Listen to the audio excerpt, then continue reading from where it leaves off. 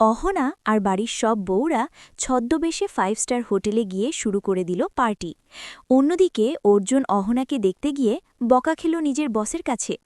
অহনাকে লুকিয়ে দেখতে গিয়ে ইফটিজিংয়ের কেসে ফেসে গেল অর্জুন। হ্যালো বন্ধুরা, বড়লোক বাড়ির ছোট বউ ধারাবাহিকের আগামী পর্বের আপডেট নিয়ে চলে আসলাম আপনাদের মাঝে। তো বড়লোক বাড়ির ছোট বউ ধারাবাহিকে আপনারা দেখতে পারবেন, দেখা যায় অর্জুনের মা ওয়েটারকে বলে, আরে বাবু, একটু সাদা ভাত দাও তো।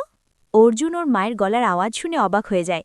তখনই অহনা অর্জুনের মাকে বলে, মা, আপনি এত ভালো ভোজপুরি কিভাবে বলা শিখলেন? আমি তো আপনাকে শেখাইনি। অর্জুনের মা বলে, আরে আমার গ্রামে অনেক বিহারিরা থাকত, ওরা দুধ দেওয়ার কাজ করত, আর ওদের ছেলেমেয়েদের সাথে আমি খেলা করতাম, আর ওদের সাথে থেকে শিখে গেছি। আর ওদের বাড়িতেও আমাদের অনেক আসা যাওয়া ছিল, তাই শিখতে কোনো সমস্যা হয়নি। অর্জুনের মা আবারও ওয়েটারকে বলে, আরে বাবু, আমাকে আরও স্যালাড দাও। তখনই বড় বউ বলে, আরে মা, এত চিৎকার করে কথা বলছেন কেন? ছোট ঠাকুরবউ যদি শুনে নেয় তখন কি হবে? অর্জুনের মা বলে, শুনলে শুনবে, আমার খিদে পেয়েছে তাই আমি চিৎকার করে বলছি। আমরা নিজেদের টাকা দিয়ে খাবার খাবো, তো কে শুনল আর কে শুনল না তাতে আমার কিছু যায় আসে না। এদিকে অর্জুনের বস অর্জুনকে বলে, অর্জুন, তোমার কি হয়েছে? তুমি মুখ গোমড়া করে রয়েছ কেন? সবকিছু ঠিক আছে তো? অর্জুন বলে, হ্যাঁ, সব ঠিক আছে স্যার। অর্জুন অহনার দিকে তাকালে অর্জুনের বস অর্জুনকে বলে, বারবার ওদের দিকে তাকাচ্ছ কেন? তোমার আচরণ দেখে আমার ঠিক মনে হচ্ছে না। আর ওরা যেভাবে চিৎকার করে কথা বলছে, তোমাকে যদি ওরা একবার ওদের দিকে তাকাতে দেখে নেয় তাহলে কিন্তু অনেক ইনসাল্ট করে দেবে বলে দিলাম। অর্জুন বলে, সরি স্যার, আর এরকম হবে না। আর এদিকে সবাই খাবার খেতে শুরু করে। তখনই বড় বউ অর্জুনের মাকে বলে, মা, খাবার কেমন খেতে লাগছে? খুব ভালো খেতে না? এই কথা শুনে অর্জুনের মা বড় বউকে বলে, আরে যেরকম ছদ্মবেশ ধরেছিস সেরকমভাবে কথা বল। বড় বউ বলে, ঠিক আছে মা, খাবারগুলো কেমন লাগছে খেতে?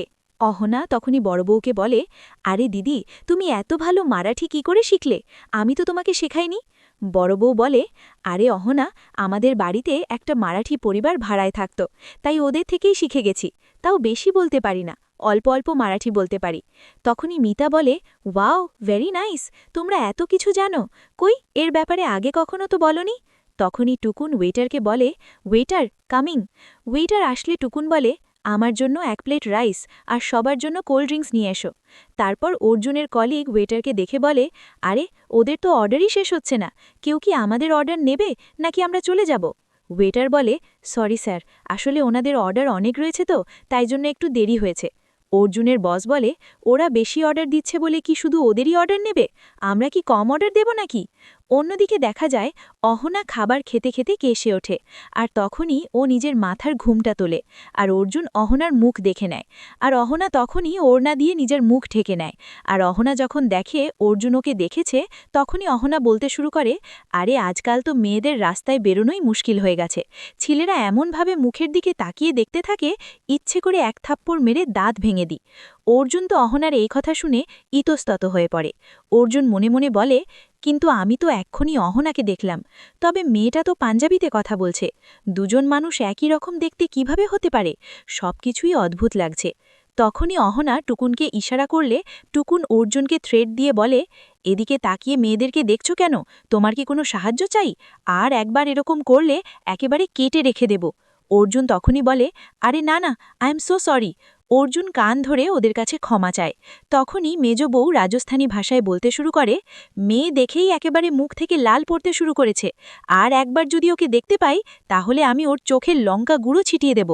তখনই অর্জুনের মা চেঁচিয়ে বলে ওঠে, মেয়েদেরকে এখানে কে দেখছে? হ্যাঁ, মেরে পিঠের চামড়া তুলে দেব। ওদের সবার কথা শুনে অর্জুনের বস অর্জুনকে বলে, দেখো অর্জুন, কোনো ঝামেলাতে পড়ার কোনো দরকার নেই। যদি কোনো সমস্যা হয়ে থাকে তাহলে আমরা টেবিল চেঞ্জ করে নিচ্ছি। ওদেরকে দেখে খুব ডেঞ্জারাস মনে হচ্ছে। দেখো, ওদের মুখে লাগলে মনে হচ্ছে বড় ঝামেলায় ফেসে যেতে পারি আমরা। আর আপাতত মিটিংয়ে কনসেন্ট্রেট করো। অন্য মহিলাদের দিকে দেখার কি দরকার আছে? তোমার জন্য আমাদের গোটা টিমের নাম খারাপ হচ্ছে, শুধু শুধু আমরা বদনাম হয়ে যাব। অহনা অর্জুনকে বকা খেতে দেখে হাসতে থাকে। মিতা অহনাকে বলে, আরে তুই হাসছিস কেন? অহনা বলে, আরে হাসবো না কেন দিদি, তোমার ছোট দেওরকে দেখো, ওর বসের কাছে কিভাবে বকা খাচ্ছে। অর্জুন ওর বসকে বলে, স্যার, আমাকে প্লিজ সবার সামনে বকা দেবেন না, ওখানে মহিলারা আমাকে দেখে হাসছে।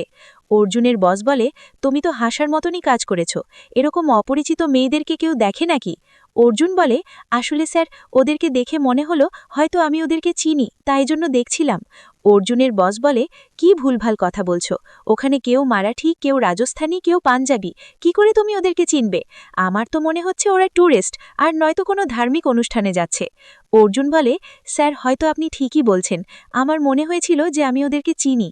অর্জুনের বস বলে, ঠিক আছে, বেশি কথা বাড়িয়ে লাভ নেই, কফি আর স্যান্ডউইচ খেয়ে তাড়াতাড়ি বেরিয়ে চলো।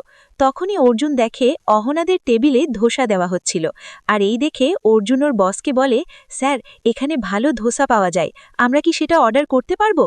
অর্জুনের বস বলে, ঠিক আছে, আগে মিটিং তো শুরু করো, আমার তো মনে হচ্ছে তোমাকে এখানে এনেই আমি বড় ভুল করে ফেলেছি। অহনা অর্জুনকে বকা খেতে দেখে হাসতে থাকে আর বলে, মা, উনি অনেক বকা খাচ্ছেন, আর মা, খাবার কেমন খেতে লাগছে? অর্জুনের মা বলে, দারুণ খেতে, আমার তো খুব ভালো লেগেছে, আমার আজ মন ভরে গেছে এত ভালো খাবার খেয়ে, আগে কখনোই এরকম খাবার খাইনি। পরের সিনে দেখা যায় অর্জুন অহনার কাছে এসে চুপচাপ অহনাকে দেখতে থাকে।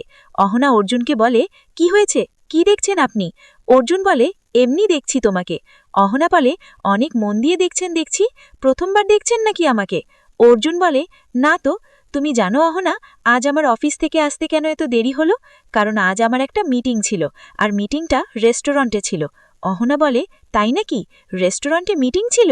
তাহলে নিশ্চয়ই আপনি অনেক কিছু খেয়েছেন। অর্জুন বলে, হ্যাঁ, আমার অনেক কিছু খাওয়ার ইচ্ছা ছিল, কিন্তু আমি খেতে পারিনি। অহনা বলে, কেন খেতে পারেননি? অর্জুন বলে, কারণ ওখানে একটা গন্ডগোল হয়ে গেছিল, তাই খেতে পারিনি। অহনা বলে, কি গন্ডগোল হয়েছিল? অর্জুন বলে, গেস করো তুমি। অহনা বলে, আমি কি করে গেস করব?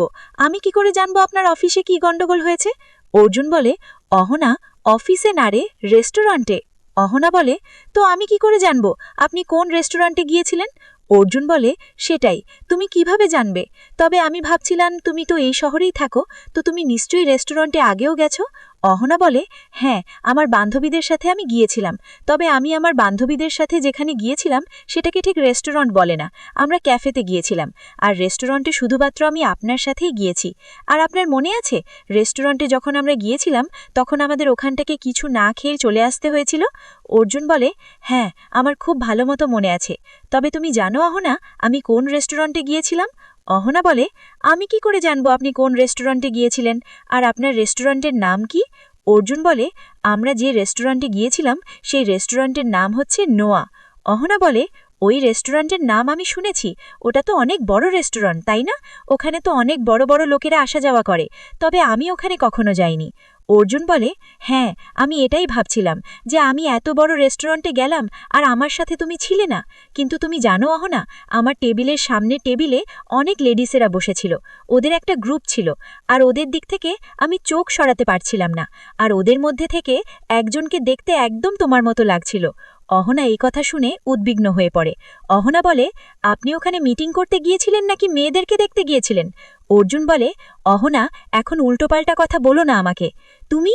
অহনা বলে, আমি উল্টোপাল্টা কথা বলছি না, আপনি তো বললেন ওই রেস্টুরেন্টে আপনার অফিসের মিটিং ছিল, আর যেটা আপনি বললেন সেটা থেকে তো আমার এটাই মনে হচ্ছে যে আপনি মেয়েদেরকে দেখে যাচ্ছিলেন।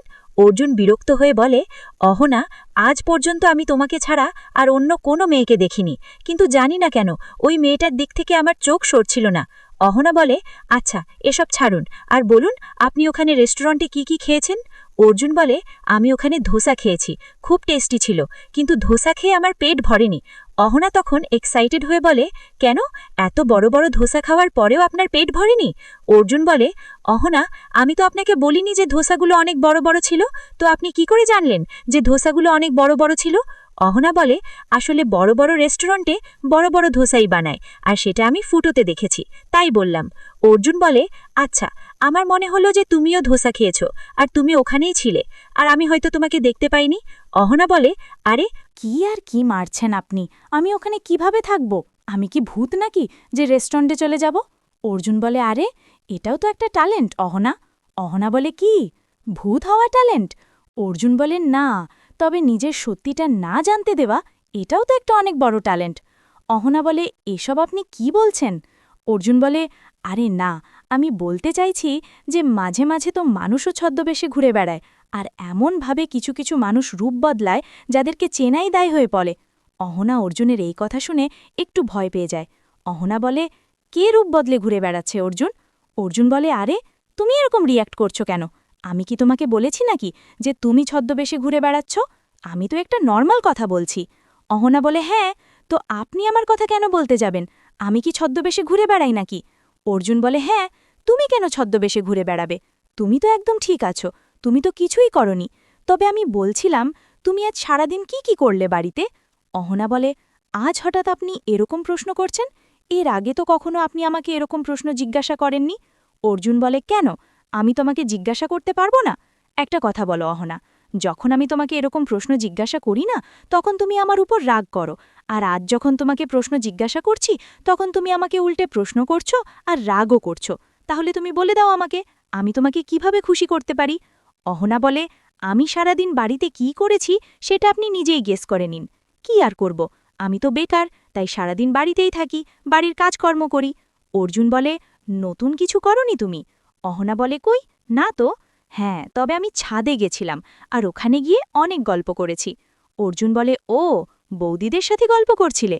অহনা বলে, হ্যাঁ, আর কার সাথে গল্প করব? অর্জুন বলে, আর মা কোথায় ছিল? অহনা বলে, মা কোথায় থাকবে, বাড়িতেই ছিল। আর তারপরে আমি ছাদ থেকে নেমে এসে মায়ের সাথেও অনেক গল্প করেছি। অর্জুন বলে, শুনে খুব ভালো লাগছে যে মায়ের সাথে তোমার বন্ডিংটা আরও স্ট্রং হচ্ছে। Very good Ahana. অহনা বিরক্ত হয়ে বলে, কেন, কিছু ভুল হয়েছে নাকি? অর্জুন বলে, কই, আমি তো কোনো ভুলের কথা বলিনি। উল্টে আমার তো তোমাদের দুজনের বন্ডিং দেখে খুব ভালো লাগছে। আমার ভালো লাগছে দেখে যে তুমি মায়ের মনে নিজের জন্য কত জায়গা বানিয়ে নিয়েছ। মাকে একেবারে বশ করে নিজের হাতের মুঠোয় নিয়ে ফেলেছ। নিজের হিসেব মতো আমার মাকে চালাচ্ছ তুমি। এইসব দেখে আমার খুবই ভালো লাগছে। অহনা বলে, নিজের মতো করে চালাচ্ছি মানে?